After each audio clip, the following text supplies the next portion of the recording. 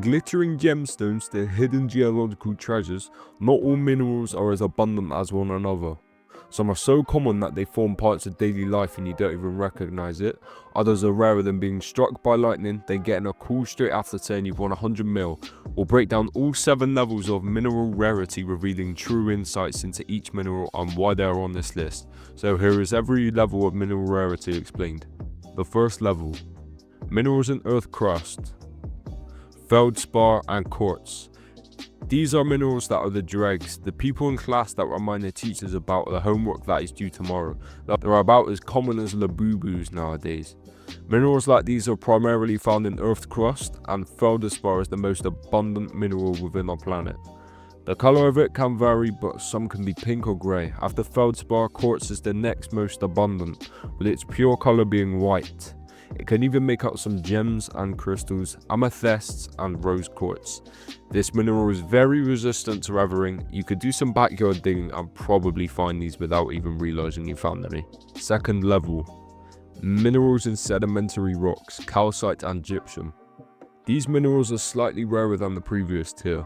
Just pretty niche overall, to be fair. Minerals like calcite and gypsum are primarily found in sedimentary rocks. Gypsum is so soft you can scratch it with your fingernail, as long as you don't bite your nails, bro. That's just disgusting. It's usually colourless, sometimes harnessing some brown shades. People mine this mineral all over the world. Calcite is another example. However, it reacts violently with hydrochloric acid. It is slightly harder than gypsum, but still relatively soft. Don't eat calcite, you know, because stomach's full of hydrochloric. Let's just move on. Third level: minerals found around hydrothermal vents. These can include azurite and celestine. These minerals are starting to differ in geographical locations than the previous tier, around the same rarity as I Spy's Not Saying Baddie in one of her next songs. Hydrothermal vents are where you find minerals like azurite and celestine, some relatively uncommon minerals, but they aren't too rare, to be honest. Azurite can have light blue streaks, not those kind of streaks, okay? Just chill a bit. Making it pretty, and also can be collected as a certain gemstone.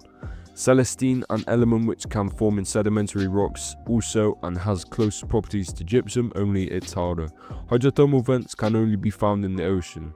Fourth level: minerals found in metamorphic rocks, sillimanite and diopside.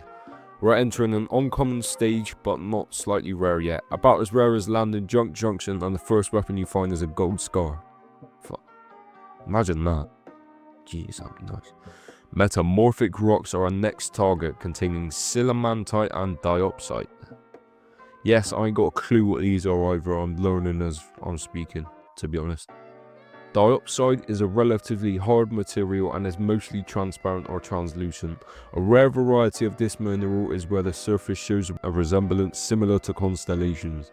Now, sillimanite is a high-grade metamorphic mineral, which is harder than diopside and which also has high-grade metamorphic conditions, around 550 to 600 degrees Celsius, almost as hot as me.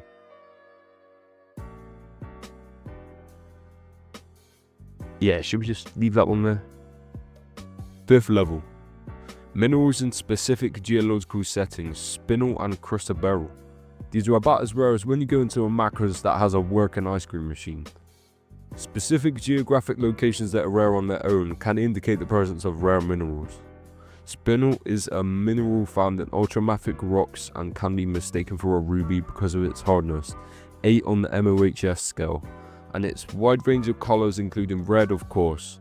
Chrysoberyl is a mineral even harder than spinel, 8.5 on MOHS scale, and is typically yellow but can have streaks of white in some conditions.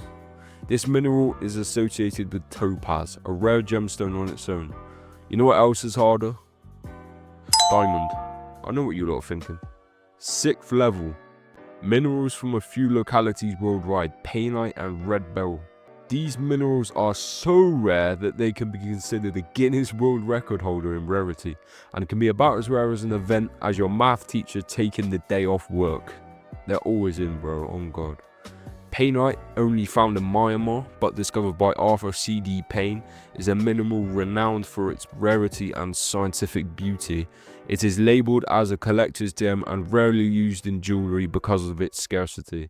The key elements needed to form it is such a rare coincidence that they form together. Only one locality is known worldwide, Mogok in Myanmar or Burma. Red beryl is a striking gemstone and is so rare that one is found per every 150,000 diamonds. It is almost exclusively found in one US state. Comment which one you think that is, by the way. If you get the answer right, I'll like your comment on that. Larger red beryl stones are so valuable that they aren't sold on the market, and what is sold is almost always less than 1 carat. It can be confused with ruby, but red beryl is lighter and can harness traces of purple too. Honorable mention, chalcedonite, one known specimen ever discovered, less than 0.4 grams in weight. Found in Myanmar in 2010 in the Kwanji Valley.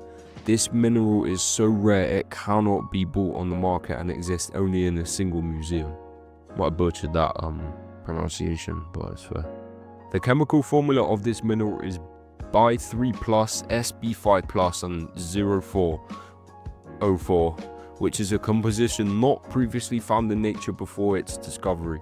It has a yellow ambery color. Its luster is considered adamantine, which has similar traits to diamond. Mogok, near where it was found, is world famous for gemstones worldwide. Should be a nice space to spawn in Minecraft, that place, to be fair. Yeah, come on, let's move on then. 7th level, antimatter. The gram was 600. Antimatter. The gram was 62 trillion USD respectively. It is literally the opposite of matter. Each subatomic particle, for example electron, proton, neutron, all the good stuff, has an anti in front of it. If this mineral were to collide with real matter, it would release a nuclear explosion equivalent to 20 kilotons. Scientists create this mineral by producing antiparticles like positrons or antiprotons by colliding high energy protons with metal targets. This substance is so reactive it has to be kept in magnetic or electric traps, and so rare that producing 1 gram could cost trillions of dollars and take absolutely ages. We're talking centuries here. It's about as rare as a Gen Z not having a clue what the 6'7" meme is. I hate that meme. I just have to announce it on here, even though it's nothing about memes. Just get someone knows, man. So thanks for tuning in, you lot. Let me know how I did and what topics I should cover. If you want to give me some feedback, please let me know in the comments. And about the US state, just comment that down as well.